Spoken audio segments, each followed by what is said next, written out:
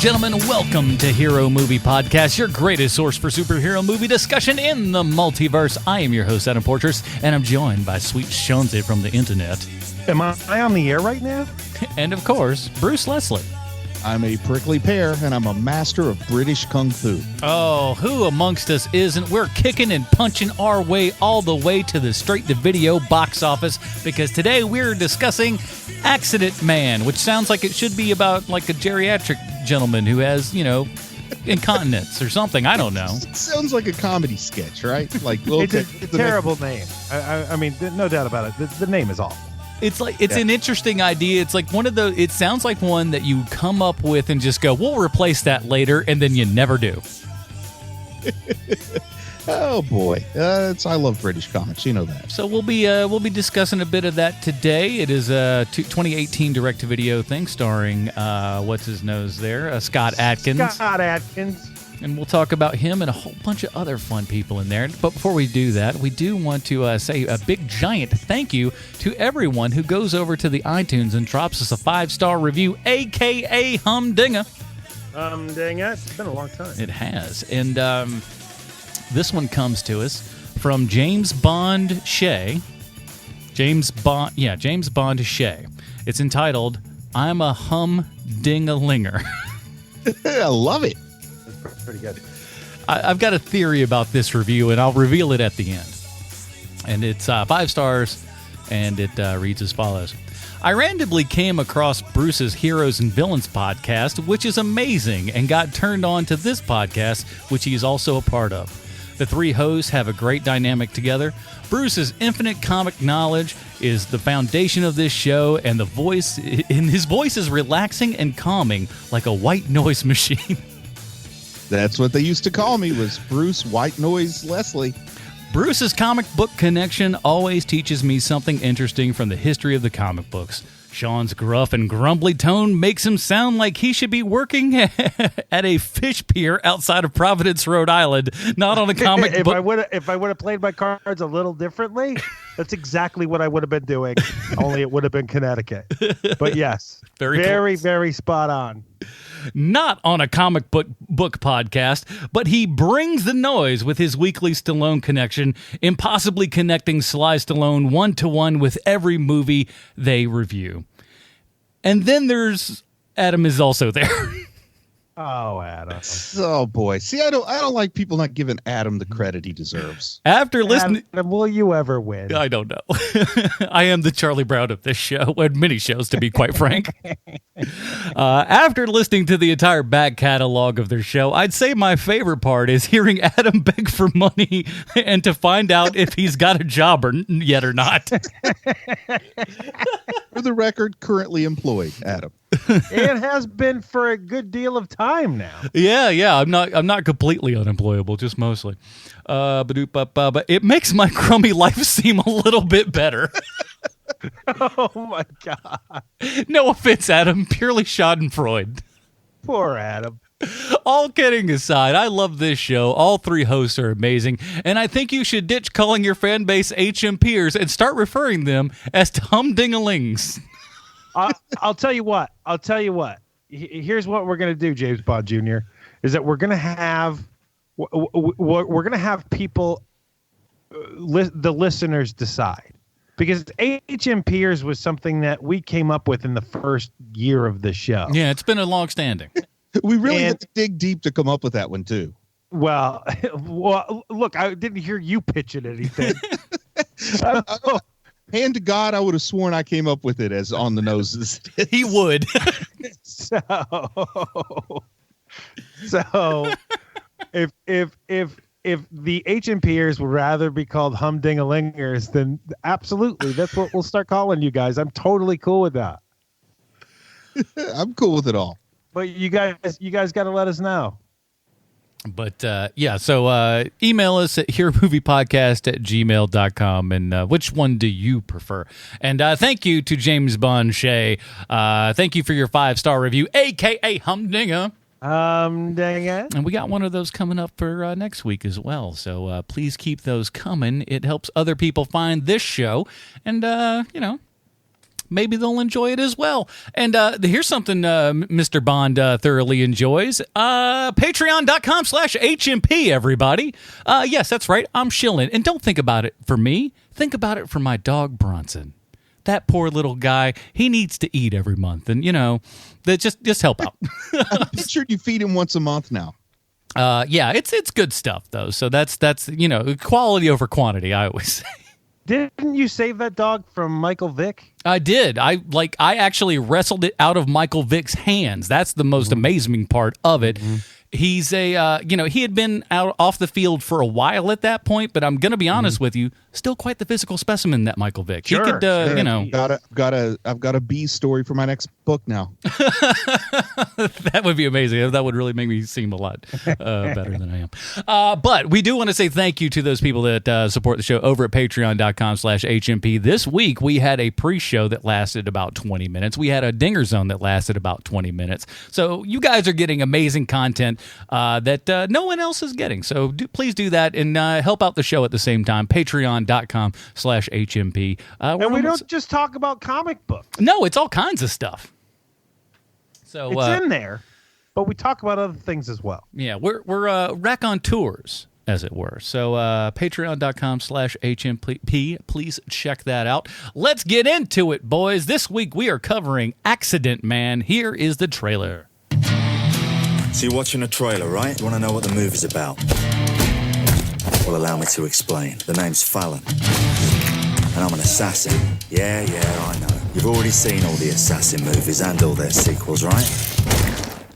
You seem pretty unscathed. Well, I don't bruise easy. See, everyone's got a gimmick.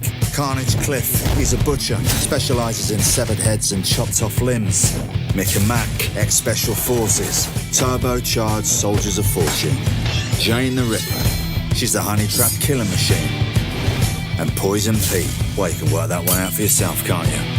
And as for me, well, I make them look like accidents. Everyday, ordinary accidents. But now I've got a problem. You see, the love of my life just turned up in a box 6 feet under, and I'm certain that it was one of my crew that put her there. She was pregnant. But which one of these wankers did it? I'm going to find out. And when I do, there'll be a few more fatal accidents around the corner. You got a set of balls on you, don't you?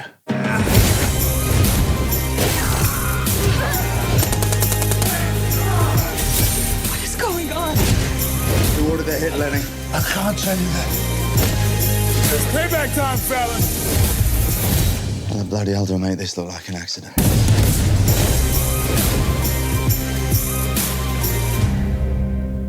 Alrighty, that was the trailer for Accident Man from 2018. Before we get going on this bad boy, though, we do have to find out one very, very important thing. It's time for Bruce's Comic Book Connection. Bruce, with a name like Accident Man, it doesn't really seem like a comic, but what do you got? Hey, man, it's written by one of my peers and colleagues. But Accident Man was a series of short comics written by British comic legend Pat Mills that appeared in the comic anthology magazine Toxic in the 1990s. The serialized stories were built around a fellow named Mike Fallon, who was a high-class hitman whose remarkable ability to make his hits look like accidents caused his services to be in high demand. You could also think of Mike Fallon as a sort of evil James Bond. Of course, you could build a pretty good argument that James Bond is an evil James Bond, but you know what I'm saying. But Fallon really likes living the high life and cavorting around with glamorous ladies. But of course, everything changed for Mike Fallon the day his Greenpeace activist girlfriend was murdered. After that point, the stories were all about Mike's quest for vengeance. As for the comic book the stories appeared in, Toxic was a short-lived British comic that ran for only 31 issues. Toxic was the idea of Pat Mills, who, of course, wrote this and many other stories. Kevin O'Neill, who you might remember as a pretty successful artist from things like League of Extraordinary Gentlemen.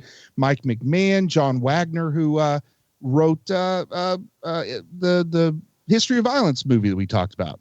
But the primary aim of Toxic was to provide creators an outlet for their work to be published, with them retaining the rights and control of their work. This was in contrast to 2000 AD, which Pat Mills also helped launch in 1977. John Wagner pitched one of my all-time favorite comics to Toxic, a story named Button Man. And I guess if you don't like the name Accident Man, you really wouldn't like the name Button Man. But Pat Mills rejected it because it was too similar to Accident Man. But, you know, heaven forbid we have a Button Man movie written by the same guy who wrote A History of Violence. And instead of this unforgettable romp, who'd want to see this guy named Harry X dodging train killers across 2 continents when you could see Ryan Reynolds stunt double karate kick some people, you know? But as some military commander once said, you fight with the army you have, not the army you want. And for HMP, we watch the movie that was made, not the movie we wish was made. Pat Mills is known for a lot of comics beyond Accident Man. Of course, he's probably best known as one of the original developers of Judge Dredd. He also wrote the much-beloved Slain, a sort of Celtic Irish barbarian, not entirely unlike Conan, but absolutely covering the mythology of Ireland and Scotland. He wrote ABC Warriors, a robot soldier story that ran in 2000 AD. Accident Man will never be the most well-known story Pat Mills ever worked on. I think I can say with certainty that Judge Dredd will be in the first sentence of his obituary someday, but there are diehard Accident fans. Take, for example, this 5-star review of Accident Man from Amazon user Rob Ford. As good as I remember? No, but still not bad. Mike Fallon is a plausible anti-hero and British. Yes, so who am I to argue with Amazon reviewer Rob Ford? I, too, agree that Accident Man is not as good as Rob Ford remembered, so take that for what it's worth. Amazon reviewer A.D. Hughes says, excellent, comes in a nice package. That's it. That's the entire review. Honestly, it sounds more like something written for a fortune cookie than a hardcover comic book review, but I can't say the guy's wrong, per se. I mean, excellent does come in a nice package, I guess. Some French guy just typed the word rhubarb followed by an exclamation mark 3 times in a row. You know what? I'm not sure Amazon reviews are all that useful, but you can get the complete Action Man comic on Comixology for only $17.49. So maybe give it a read and see for yourself if it really is rhubarb. You know what's hilarious is that Mayor of Toronto and noted crackhead Rob Ford is writing reviews on Amazon. Pretty amazing. I bet it is the same guy. He's got time now. I like it that his 5-star review is not as good as I remembered. It's still good. Hey, when you're rolling on crack, Accident Man might be pretty great. I don't know. I still like the rhubarb. I have no idea what that means. Now, I want to say, you correct me if I'm wrong about this, Bruce. Seems like it was a Bubba Wheat thing. Didn't he say something about this at some point? Yeah, he's who recommended it. Well, now we know who to blame. I mean, he makes a good point. And to be fair, we had just reviewed. Yeah, I think we had just reviewed Polar, which is kind of the same story as this in a lot of ways. Yeah, it's not British. It definitely is. This was $6 million was the budget for this one. It's directed by Jesse V. Johnson, not to be confused with that Jesse Johnson. This is Jesse V. Johnson. Get it right. Every penny's left on the screen, right? I'll say this. For $6 million, this movie does look good. Yeah. It's competently made. The action scenes are pretty good. I'll probably say this a decent amount during this, but my, oh my, the music in this is absolutely atrocious. Oh my God, it's so awful. It's like they only had $1 million for the soundtrack, so they could only use a song from The Jam. Outside of that, it's all crap. So do you mind if I talk about a couple of things first? Because there's a lot about this movie that I'm just going to complain about, but I want to get the good stuff out of the way. Mm-hmm. Do you mind that? Please go ahead. So here's what's good about it is that very clearly, and I looked it up to make sure I was right, that my thought was right on this. Everybody involved in this movie has worked together before and likes working with each other. Mm-hmm. And so that's why that's one of the things about this movie is that you can tell everybody in this thing gets along and has worked together before and is a total pro and a professional and very stunt heavy. You know, I can't tell you whether or not David Paymer is a part of this ensemble, but definitely all the stunt people are. You know, whether it's Ray Park or Michael J. White. Michael J. White. You know, guys like that. Like all of these people have worked together before. And so that part is great because you can feel it coming off the screen that these people just had a really good time watching this movie. The other good thing about this movie is that this is a boring Saturday afternoon movie. You can fall asleep on the couch watching this. You wake up, you haven't missed anything. No, it's pretty much all the same. Kicking each other in the face. That's what this movie is. And it's not a very complicated thing. They try to be more clever than they actually are, which, you know, that's something to not recommend it. But it looks great. It's shot well by good people. But it feels like, and now to get into like some not so kind praise, is that it feels like these guys saw what happened with the John Wick people and went, we can do that too. Mm-hmm. And this is not John Wick. This is a very poorly conceived movie done well is basically what this movie is. Yeah, I think that's a fair assessment there. And it's like a group of people, you know, these direct-to-video movies are a little bit different now than they used to be. I mean, back in the heyday of Blockbuster and even the mom and pop rental stores, I mean, you would go in and this is the sort of movie that made somebody like Jean-Claude Van Damme, for example, get to be a guy who made real movies that showed in the cinema, is because they had all these action movie like Bloodsport type. Cyborg was another one. You see those movie posters up in the video rental. You go get these movies. Like Scott Adkins would have been huge with the crew of people I watched movies with in the mid 90s, early 90s.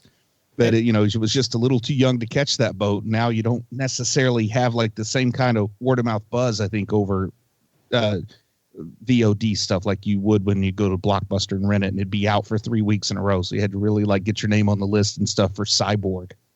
And from what I read, Scott Adkins is like a Van Damme fan and things of that nature. And I caught myself. I caught myself this week. Stop yourself from doing it. But I was gonna echo you. And I am learning every day, boy.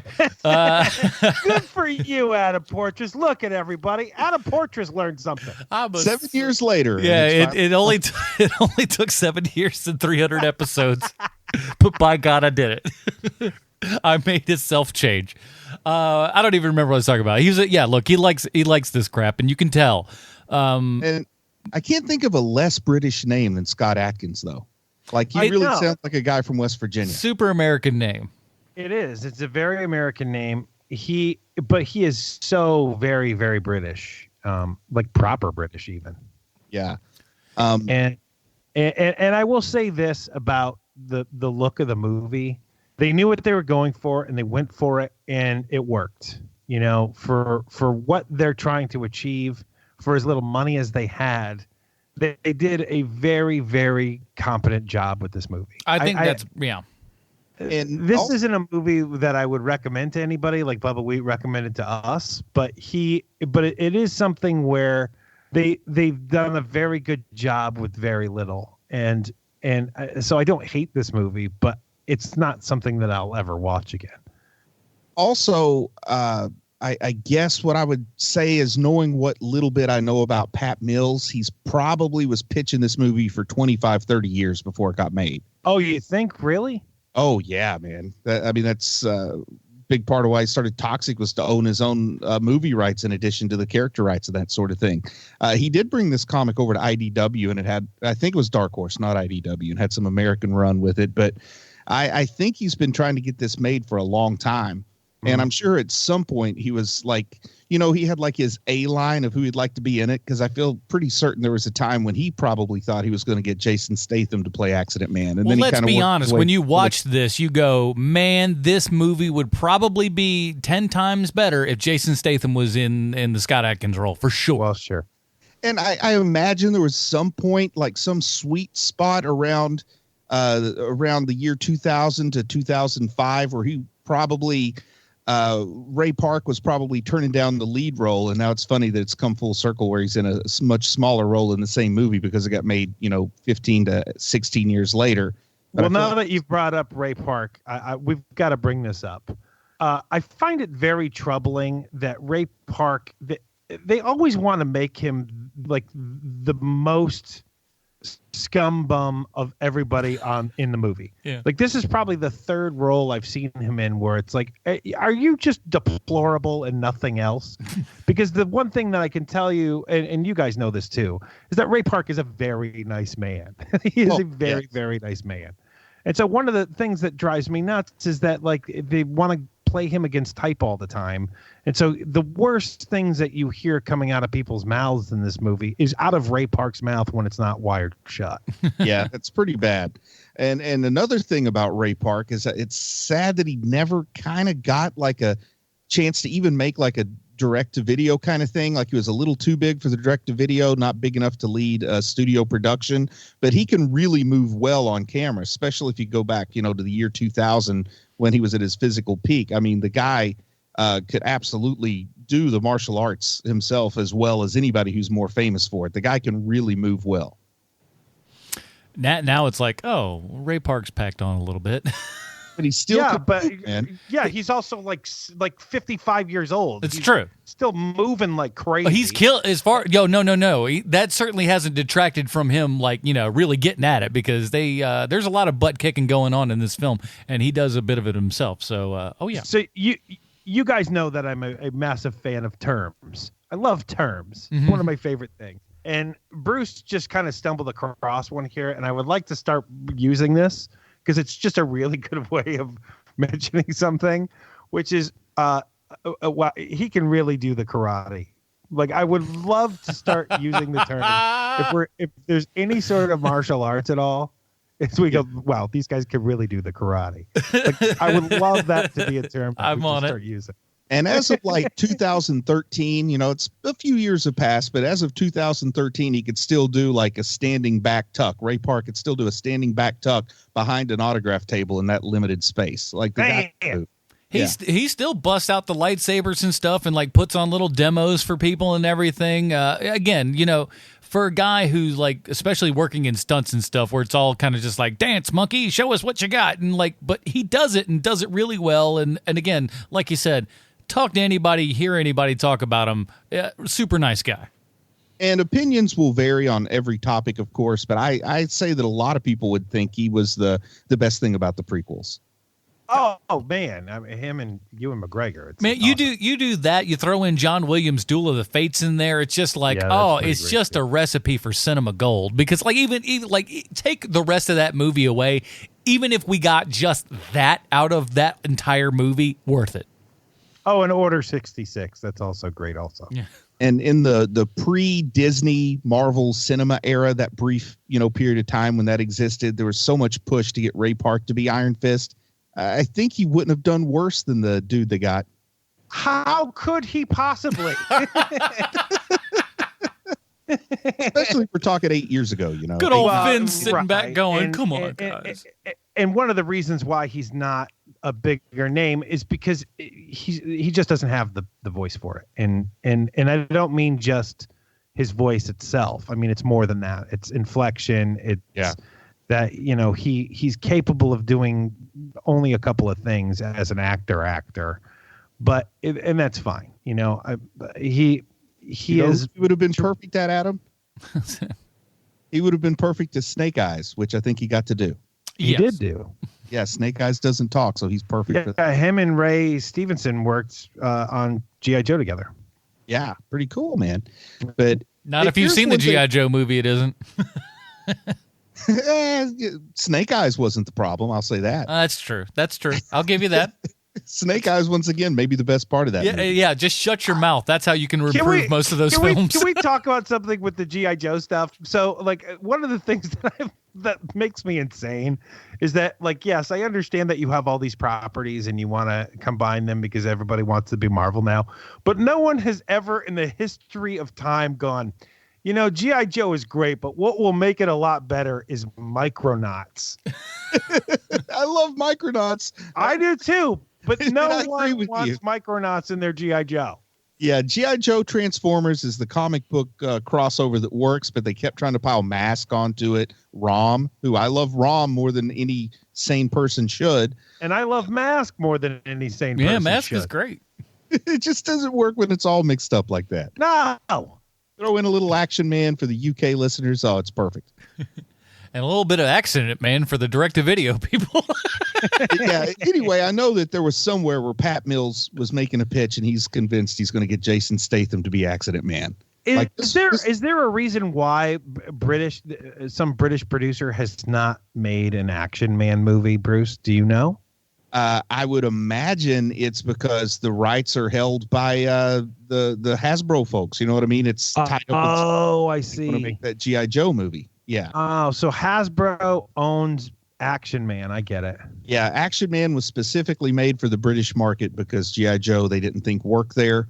And then when it comes to spending your money on a movie, when you've got those both properties, if you're going to spend the money on one, G.I. Joe's the better brand recognition. Sure. Listen, those guys over at Hasbro will do anything. A couple weeks ago, I was at a bar, and we were on the television came the Battleship, and so we watched that as well as you can in a bar. Oh boy, what a waste! Just wait till Pong the movie comes out in 2022. Oh That's a story man, it was bad news the whole time, and you're just like, why is this still on the air? And what's his name that did Friday Night Lights there? Pete Berg. Pete Berg actually got on a Battleship to write that. Nice. That's how he did it. He's just like, I'm going on a Battleship to write Battleship, and it's like, just shut up. What he really should have done was been forced to sit in a room for 3 days and do nothing but play the game Battleship, and then you go, you know what? We're going to kill this project. This is a terrible idea. Why did I ever think this could be a movie? Pete Berg is a very good director, but Battleship is a terrible movie. Yeah, he's got like great stuff and then very questionable stuff. Yeah, the movie the movie was kind of cursed from day one. I mean, who decided they had nothing better to do with $100 million than make Battleship? No. Man.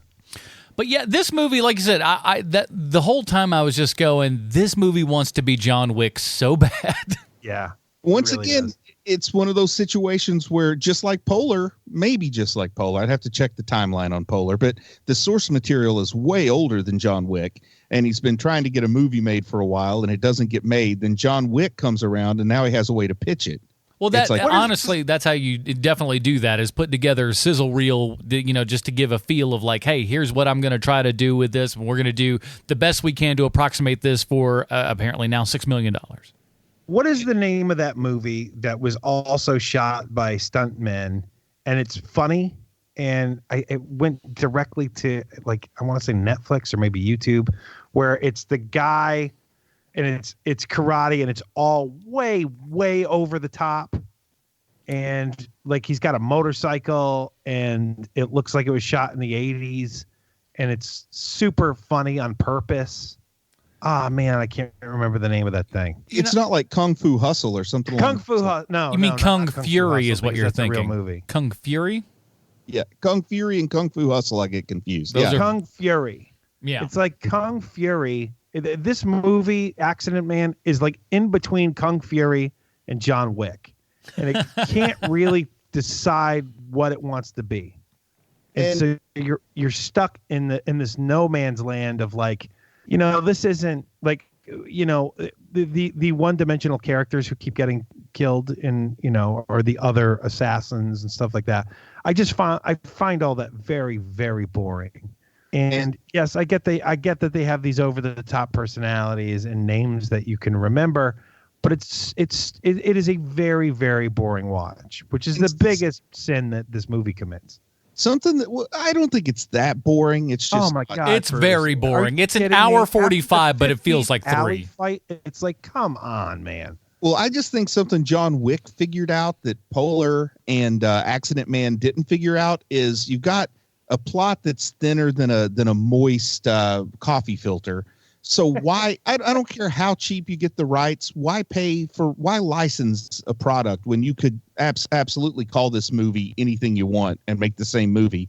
You know what I mean? You're not going to get sued for intellectual property rights violation on this kind of movie. It's just it's a trope that's time tested and well worn. Well, that's the big thing too. I think that would have actually made it better, and I'll tell you why. Just on account of the fact that Accident Man is a terrible title. It's awful. It's terrible. No one wants to go see a movie called Accident Man. No one. It's just, what's to recommend that? Come on. And it works better in the comic because you get to see why he has that name. It makes sense. You get to see him do more than one hit, and it's part of the fun of the comic. You know, you're getting like a 4 to 8 page story because this wasn't full issues. This was told, you know, in parts. And you get this fun 4-page story, like how is he going to kill this guy and make it look like an accident? And that was kind of fun. And then, you know, you bring in the intrigue of him turning against his fellow assassins. But here we get to see him do one hit where he makes it look like an accident. And it's pretty easy to forget that why they call him Accident Man. Like, it's awfully easy to forget his shtick after that first hit that he does, because then he's just straight up Karate Man. Well, he does have the one really great hit where it's the accident with the car. Yeah, that's that the only great. one. And he also has the one where he hangs the guy at the beginning. Yeah, I guess I'm not into it as much at that point. I feel like the car one is a really fun one, but maybe if they played with the fact that he's Accident Man and they have him knock it off more of his rivals.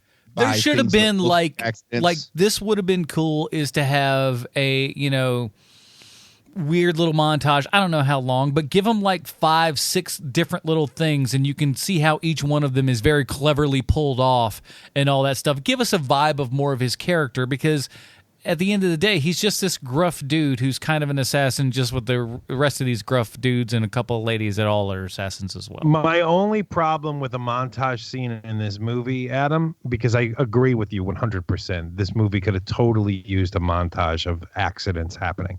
But the part that I don't want is the soundtrack being, I don't need to hear more soundtrack from this movie. Oof. And that's what this would be. Yeah, it's all like just this Perfect entire movie montage. Yeah. Sorry, but the perfect song for the montage of the accidents is "Oop, there it is." Terrible. Just terrible. No, you are incorrect. Boom. If you couldn't tell from my deafening silence, exactly, you are incorrect, sir. But, okay, man. Let's just say, how do you know you don't like it till you see it? Well, I also have never been involved in child pornography, but I know I'm not going to like it. Pretty sure I don't want my fingernails ripped off by some crazy sadist. I'm pretty sure I don't want that to happen. Never happened to me. Pretty sure don't want it, though. Okay, well then, so much. I was really trying to get a few bucks in Tag Team's bank account. Tag Team. Back again, everybody. Forever, I thought that the Whoops, There It Is guys and the Who Let the Dogs Out guys were the same guys, but they're not. Yeah, definitely not. The Baja Men are totally different guys. That's right. Totally different Now, from. Do you know the actual the guys who sang Whoop There It Is? Yeah, you just said it. Tag Team. No, I mean, what's the other one? What's the other? Oh, there's another one. Oh, he said Baja Men. No, that's also yeah. I'll remember it later in the middle of the conversation. Like Naughty by Nature or something? Who are you? No, what he's thinking of is Who Let the Dogs Out. Well, that's the Baja Men. Oh, I'm sorry. Bad Boys. I don't remember. That's Los Lobos. Oh, yeah. I don't know Bad Boys. Let's move on from old people talk about music. Dang it! I'll remember it later. I'll say it after the show, I'm sure. Now, what'd you guys think about the Assassin's Pub? I always kind of like these little things. The sillier, the more over the top, the better. But like the secret pub that only the assassins go to. And every assassin has their own shtick, except I don't know how much I'm buying the shtick here. You know, in the real world, I imagine if there was like an assassin's pub, they would all just be really good, like long range snipers. I say if it's an assassin's pub, it would be more, it would be better decorated, because this is a very sparse set. This is kind of like their hub and everything. And you want to just go like, you didn't want to put a little bit more money into this set? Really? You could have put some more money in this set, because it's kind of bland. Did you have any favorite assassins in the Assassin's Club? Because we had... Oh, without a doubt, man. I absolutely have my favorite. You got your favorite? I'll run down the list just in case people at home can't remember them all. But we had Carnage Cliff, who kills people with an axe. Like, that's his shtick, is he's just a crazy axe murderer. There's Poison Pete, who I can't remember how he kills people. I tell you what, Poison Pete's probably my boy, just because he looks just like the slimiest, grossest guy, and like when he's the rat guy. When right? you hear he poisons people, you're like, that makes sense. Look at him. Man, all I could think was like that would have been the perfect role for Golden Girls era. Quentin Tarantino dressed as Elvis. Hey, this entire movie wants to be Quentin Tarantino so bad, but I'm sure we'll talk about that later. Then there's Mick and Mac. That's Michael Jai White and Ray Park there as the military veterans. Finicky Fred, who just comes up. That's my favorite. Finicky Fred is the best one by far. Really? Poison Band-Aids. That's what has become his shtick in this movie is, well, you got to wait till they cut themselves somehow, then give them a Band-Aid to wear, and that Band-Aid kills them. That guy is the best because when our main character has to go up against him, and he's like, "Are you kidding me?" And Fallon is like, "Are you kidding me? You've come to kill me too?" And he's like, "What am I gonna do?" But and he's holding the Band-Aid out at him. He's like, I gotta try. Because I'm more of a nuanced killer. And then there's so great. And Jane the Ripper, whose shtick is she seduces men, then pulls out her sword and stabs them after the seduction is complete. I gotta say, I did kind of like that backstory, and like at least visually and everything, it looked cool and it was interesting. It felt like they accomplished what they wanted to do with that particular scene and flashback and all that kind of good stuff. I'm going to say, in my opinion, far and away the worst actor in this cast is Jane the Ripper, but she's done a lot of these like direct-to-video action movies, so I guess she's pretty good. She can do the karate. She's a stunt gal. I mean, I would have to say by all. She can really do the karate. Yeah. Yeah, but her line delivery, not so good. No. You know who I was shocked about as far as line delivery was David Paymer does a terrible job in this movie, and he's usually pretty reliable in just about everything he's in. I love David Paymer, man, but he is not good in this. It's bad. He's probably not proud that he's in this. He's probably honestly, do you think they had him for more than 2 days? No, not at all. I think they had him for. I think you hit it on the head. I think they literally had him for 2 days. And he read the lines the best he could remember them, and then he was gone. But when he reads the lines, they're in some weird staccato-esque sort of. I don't know what he's doing, but I don't care for it. I also get the feeling. I mean, if you've seen, there was this movie about the Rat Pack, Frank Sinatra, and they show him making Ocean's 11, the original version, and like he does the first take, then all of his friends go to leave to drink, and the director's like, "Hold on, we need another take," and he says, "No, we just did it. We're out of here." I'm getting the idea that's what Paymer did. They got one take, and they had to work with it. Could be. We call that the Mickey Rourke rule. You got what you got. Shut up. Yeah, but Jane the Ripper, the seductress swordswoman, as they call her. We also get to see Mike's origin story. Did you think that was kind of fun or kind of cool? I thought it was that's the best part of this movie. Yeah, that's the most interesting part of this movie. Is that when Ray Stevenson's character, Big Ray. Mm-hmm. Yeah. When Big Ray is teaching him how to be a hitman, he's not a good guy about it. He's like threatens to kill him like 100 times, and then has the pictures taken so that he's like, look, you think you got me, now I got you. That kind of thing. And I really do like that part of this. That he is teaching this kid and taking him under his wing, but it's not a great wing to be under. And I do like that twist to it. It's nice. And comics have a long tradition of the 90-pound weakling from the Charles Atlas advertisements that were in all the comics we read in the 80s. The guy gets the sand kicked in his face. He buys a book and he comes back and beats everybody up. I mean, that's what Mike's doing here. In reality, it'd be very difficult seeing 15-year-old Mike grow up to be the butt kicker that Scott Adkins is in this movie. But that's part of the fun and the fantasy and the wish fulfillment we get from these kind of comic book and action stories. And the kid there that plays young Fallon and everything. Anyone else think that looks like that kid's going to grow up to look just like Jason Fleming? Oh, that's what he looks like. I couldn't figure out. He looks exactly like Jason Fleming, or exactly who he looks like. He's got to be related to him or something. It's really weird because they got the same kind of face and facial structure and all that kind of stuff. So tall, gangly looking dudes. Oh man, I just read that they used CGI to de-age Fleming for that role. That's where the whole budget went. What? No, I'm joking, man. They didn't do that. He's having you on. Oh boy, listen. Sometimes He's making a bit out of it. Bruce says some stuff, and you just kind of go like, bit. I don't know what's up with him. Now, did you guys feel like Mick and Mac didn't really have that much of a gimmick other than the fact that they worked as a team and they were both special forces? Well, here's the thing: is that you don't need it for those two guys because those two guys are they're fireworks on screen. You know, the second that they show up, your eye immediately goes to those two guys. And quite honestly, I did not know right away that we were looking at Ray Park and Michael J. White until maybe, like 2 minutes into it. And I was like, oh, that's those guys. Holy cow. They have aged, that kind of thing. Yeah. But your eye is immediately drawn to those two guys. And so they don't need to be, like the rat guy or the lady with the sword. They're freaking awesome. And also, I mean, they both have a pretty decent resume of on-screen, fighting and stage combat and that kind of thing. So it would kind of stink to have those two as a team and then hide them behind a gimmick. Yeah. And that's one of the nice things is that having all of these people that have all been very heavily involved in stunts. You're seeing these people, they're doing these action scenes, and they're kind of keeping the camera wide for a lot of stuff, which is great because you can see these people, you can see what they're doing.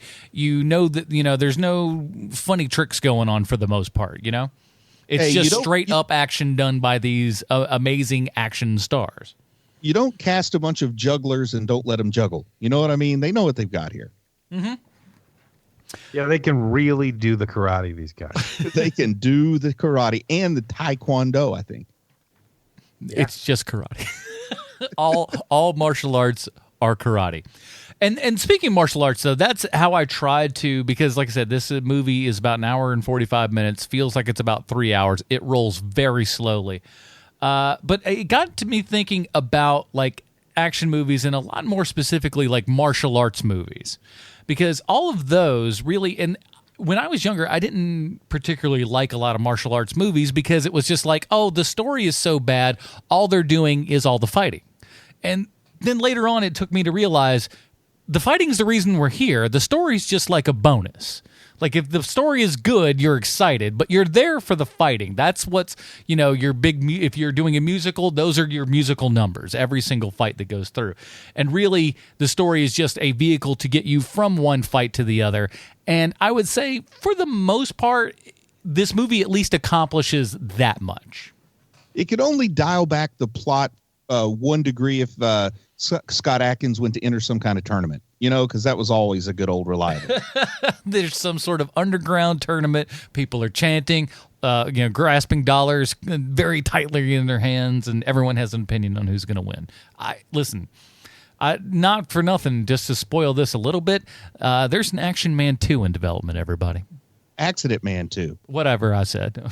Yeah, it's due out this year, I believe. So maybe I'll keep my eyes on the old VOD and we can get it weekend of release. And that's one of the things. And like we said, this movie cost $6 million to make, and that's how a lot of these action films function these days, especially ones that are of this budget that go directly to video and whatnot. They can go across the country and just say, hey, we've got these stars in it, and these are kind of recognizable-ish stars, and you sell everything else on the action back end of that, and you're easily going to make, you do that $6 million, let's do another $1 million and say, kind of advertising, just trying to get it out to whatever small markets that you can. Though they probably made easily, $10 million plus on this thing, so enough of a profit that they can easily do another one. But that's how a lot of these direct-to-video things are working these days. That's why when you go to Redbox, that's another one. You go to Redbox, you'll see all of these movies with actors, big-time actors. It's like, Willem Dafoe is in this thing? I've never even heard of this, and it's this direct-to-video thing. And that's all because they can sell the ancillary rights to other markets throughout the entire world and recoup their money. And also, they're not making these with any dreams of a back end. I mean, they're making these for the paycheck they get while filming, and as long as it makes enough to do another one, that's their plan. Yeah, just keeps on going on. And the thing is with this, at least as far as a production standpoint and everything, very competently made. Maybe not the best as far as story, and you have to if we get $10 million for the next one, we can get somebody who's a little bit better on the writing end side of everything to help elevate the movie even more. Because to me, that was one of the big things in this was really just the writing style. This movie wants to be a Quentin Tarantino movie so badly. And in the sequel, it's going to turn out that Mac has to have a twin brother, because I don't think this crew can make a movie without Michael Jai White. If you look at the movies that Jesse V. Johnson and Scott Adkins have made together, they almost always have Michael Jai White in them. So he could have a twin brother or something. Yeah, or just come back as a cyborg. That'd be even better. Big Ray builds a cyborg killer to go after him. That'd be perfect. I've written the story for you guys. I do have a thing about this. I do have Michael Jai White little comment here, though. Is that something I noticed this, and I noticed it all the way back on Spawn and everything. I don't think he can do a very good angry voice. Whenever he's kind of shouting and stuff, it all sounds fake and bad. It happened in Spawn, it happened in this movie where he's just ah, and it's not good. I thought Everything his angry else voice was spot on in that Mike Tyson movie he made back in the 90s. I get you, son. I Yeah, don't remember. perfect for that. It's all going to be about Finicky Fred in the sequel. That's the great part that we don't know. Oh man, let me ask you this: do you think that you think he can actually see out of those glasses while he's on set, or are those kind of? Oh, he can see it. Yeah, Finicky Fred can see what's going on. I figure of all people I ought to ask, it'd be you. It's just when you have those big giant things, and can that mess up your eyes? Let's just say I'm on one of those Mr. Magoo sets or something. They're put on the glasses. Can that really jack me up if I do that for a long time? Not if they know what they're doing. I'll just leave it at that. They can make them plano in the center and thick around the edges, and you're just fine. Oh, so then they can give you that little fish-eyed look and it not really jack you up too much as far as your regular vision. That's interesting. Yeah, you can do that. There's costume glasses you can buy at the Halloween store that do that. Not hard. No, I want real ones. I want you to make me real ones. Make me real ones. I'll make you some finicky Freds. That's what I'm gonna start calling them. Here, slide them up with the finicky Freds. I tell you what, man, you got an exit strategy. You want to get out of this business and get back into some finicky Fred eyewear. I'm telling you, it might be something worth doing. Did you have a favorite fight in all these fights? We're watching a fight movie. You got to talk about your favorite fight. Honestly, it was different because the motivation is not there, but I did like the backstory with what's her nose there, knowing all the karate and with the bike and that big fight. I enjoyed that for what it was. I don't even know which fight you're referring to. The one with the motorcycle chick. Where he's going and she's jumping off. They're I don't know. They're kicking each other a lot. That's the motorcycle fight. Yeah. Okay, I can go with that. I like he had sort of two fights with Mick and Mac, and I think I like those. Yeah, the Mick and Mac fights are the best ones. But do you have any, I guess, any breakdown or deconstruction of the final boss fight when he's fighting Jane the Ripper? Any comments on that one? Because I got a couple of big comments there. Go ahead. I'm not sure I follow, but well, I mean, her shtick is twofold. First off, she's described as an expert swordswoman, but then she voluntarily doesn't use her sword in the beginning of the fight. That's a bad move, right? Well, that's a confidence move. I mean, if you're a gunfighter and you just drop your gun and be like, I don't even need my gun to whoop you. That's a BA move. But maybe not the best. He outweighs her. He's taller than her. She needs the sword. I'll be honest. There were a couple scenes in here where it was just if this dude kicked her, she'd be toast. Plus, it's a different movie. If they do it right, it's a different movie. But her shtick is twofold. First she has to seduce her victim and then stab him. So it'd been great if they square off to fight and she starts trying to seduce him in the fight room or whatever you call that room where they're fighting. Some snake charmer music comes on. She just starts dancing and he's like, ooh, what's this? And talk about a confidence move. He knows what she's doing, but he kind of wants to go through with it anyway, just for the fringe benefits. They didn't set it up enough that those two were the most, even. They never set that up. So when you get to this point, it doesn't mean anything. I mean, I kind of reading between the lines. I knew she had to be there to be the big fight because that's what she can do more than act. So I kind of figured since she's an awesome fighter that she's going to have to be the guy he fights or the person he fights at the end. But I would have liked it if she hadn't just thrown her sword away right at the beginning. seems like giving yourself a little bit of a disadvantage. Yeah, unnecessarily. I mean, she's a professional. She's there for the kill. It's not personal. Yeah, I always love hitmen that all of a sudden have some pride and just go like, well, I'll fight you with my bare fist because it's the right thing to do. No, shoot him. I like the idea that in a real world setting that there's like a sniper who has like his bead on somebody, says, you know what? Forget bullets. I'm just going to throw this beanbag and hit him until he dies because I'm that good. That guy keeps coming back for more. All right, and we keep coming back for more every single week on this podcast just to find out one very important thing, and that's how this movie relates back 1-to-1 to Sylvester Stallone. Ah, man, thanks, Adam. I have a prepared statement.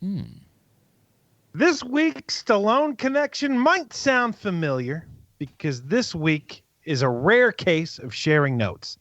OG Sean let me borrow his because way back during your guys' Doctor Strange review, the Stallone connection was none other than the star of this movie, Scott Adkins. Scott Adkins is the man you call when you want to make a sequel to a Van Damme movie, but you don't want to pay Van Damme prices. Black Mask 2, City of Masks, Undisputed 2, Universal Soldier, Day of Reckoning, Jarhead 3, Hard Target 2. There's nothing Scott Adkins can't come into the tail end of, sort of like a butt-kicking movie version of Ted McGinley. And if you don't know who Ted McGinley is, that's your problem, not mine. Man, that was a really good bit. Nice work, original Sean. Scott Adkins is a British fella who knows martial arts, and he got to start working in Hong Kong. So chances are, if you watch some of those late 90s, early 2000 martial arts movies and thought to yourself, hey, who's that weird guy in this Kung Fu movie? That weird white guy was Scott Adkins. You move on to bigger, better things like The Bourne Ultimatum and X-Men Origins Wolverine, where he played Weapon 11. But there is no greater thrill in every actor who pretends to kick people's butts life than when you get to perform all of your kicking around Sylvester Stallone. And Scott Adkins would get his chance to kick around a man who had the onions to name one of his daughters Sistine, Sylvester Stallone. He worked on Expendables 2, Keep on Expendabling. I think I screwed that up twice now. Scott Adkins plays the part of Hector. And finally, Scott would get the chance to work with the very people whose jobs he took for so many years. Now, I like to smack the Expendables franchise around because, let's face it, it's kind of what I do. But there's some cool things about it, too, and specifically with Expendables 2. Things like Chuck Norris came out of retirement to work on it. They built a working train bridge in Bulgaria for that movie, and Bulgarians still use it as an actual working train bridge. The body count of Expendables 2 is 482, Jeez. Which is very impressive when you do the math on a movie that's roughly 2 hours long. I didn't do the math. I'm not a numbers cruncher, but you get the idea. That's some really good fact-finding, original Sean. Now I know why you were everyone's favorite H&P guy when you were there. Scott Adkins can still be seen in the Undisputed franchise because another one is coming out. And if you're one of the people that's looking forward to it, I imagine you're either in the Adkins family or maybe you're some weird subculture of dudes that breaks down Undisputed the way nerds break down the Star Wars. That would be awesome. I hope that there's a podcast called Undisputed Minute, and there's countless Undisputed videos on YouTube explaining Undisputed. But as is my way, I'm getting off course and losing sight of the reason for this segment of the show. Scott Adkins is this week's Stallone connection. And HMPers, I would like someone to do a breakdown of the Undisputed movie series. Not me, of course, but I would totally listen to it. And now, Peter Hooton and Benedict Cumberbatch, let's review this movie so that old Sean can personally receive a ton of Twitter hate for leaving this show. That guy. Man, strangely enough, old Sean was my favorite HMPer and new Sean my least favorite. Don't know how that works out like that. I get it. It's weird. I get it, man. Well, here at the Hero Movie Podcast, we have our own patented Robin rating system. If you'd like to check that out, head on over to Facebook.com/Hero Movie Podcast. It's right there at the top of the screen. Check it out. Learn a little bit about our stupid little system here. Bruce, where does Accident Man fall on the Robin rating system for you? Well, something I wasn't expecting was that I was going to be the guy that liked this movie better than you two did. I mean, you both said it was boring, but I was really kind of intrigued about this morality play about big petroleum tearing up the environment, and his the woman he loves who left him for another woman but was pregnant with this child is murdered. What a boring subplot that was. Who gives a crap? Stupid. And you guys maybe don't love the Twilight movies as much as I do, but seeing Ashley Greene on screen again is always nice. She was in Twilight. Okay. And it's obvious to me that why we're getting a sequel to this, because now Accident Man is the most unlikely vigilante protecting the dark streets of London at night. You think that these criminals are dying in accidents, and then you find out it's really Accident Man. I like it that even though Sasha Mitchell isn't still making movies, that Scott Adkins is kind of making the movies he used to make. And I'll give this like a Damian Wayne, because I wasn't as bored as you guys. So like weak Damian Wayne. I think some people who like the karate will like this movie. Interesting. Sean, what do you got? For me, this man, I'm right on the fence here, because this movie is no good.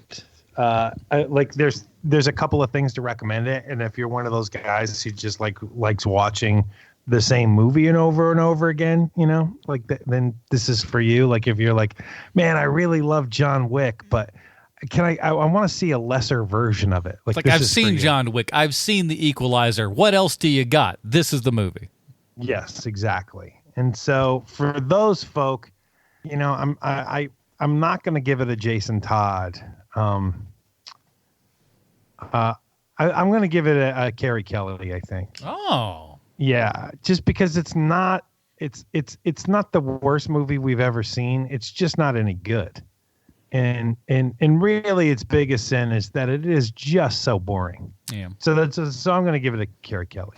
I'm going Stephanie Brown on this. I feel a lot of the same way. But if you're, you know what, I'm going Stephanie Brown too. You just changed my mind. I'm going Stephanie. Wow, that was easy. Let me tell you, I'm persuasive.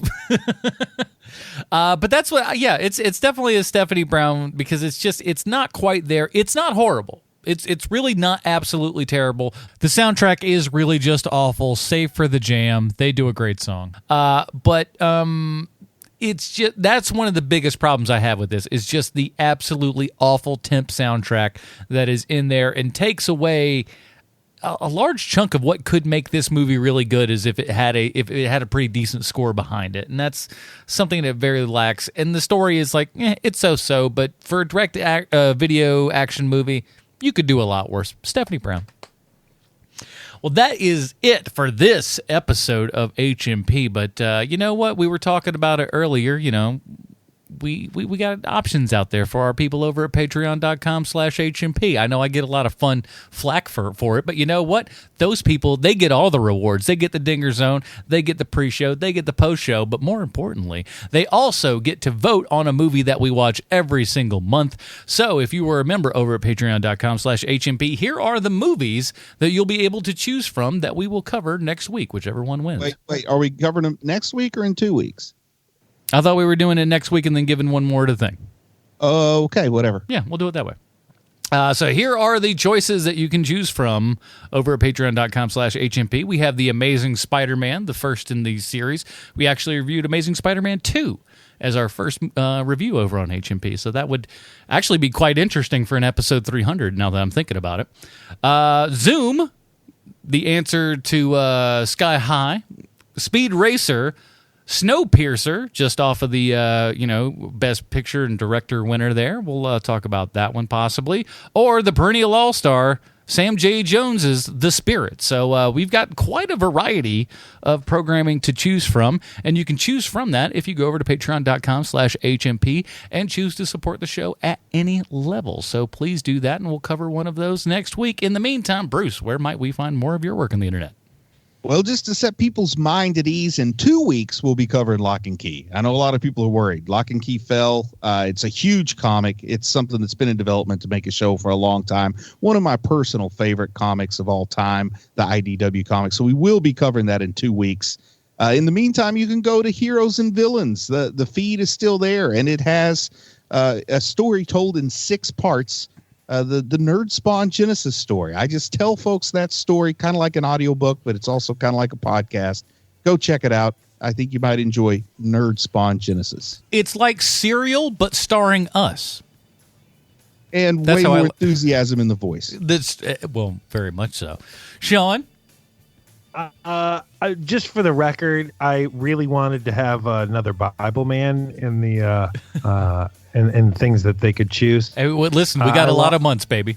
I lost this week, so for all you Bible man fans out there. Anyway, you can find me at Sean Kovacs 4 on Twitter. That is Sweet Seanzy from the internet! !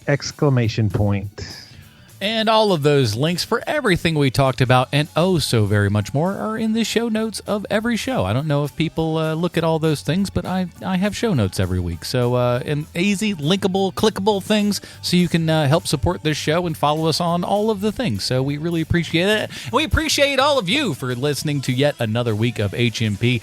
That will do it. Join us next week when we're talking our Patreon exclusive episode. Until then, for Sweet Seansy from the internet, Bruce Leslie, my name's Adam Portrais. Stay super, everybody. Bye, Marty and Evie. And also, we're starting the Clone Wars next week, too, right? Shucks, I forgot about that. Yeah, Clone Wars 30 questions. Check it out. Great show art. Great show art.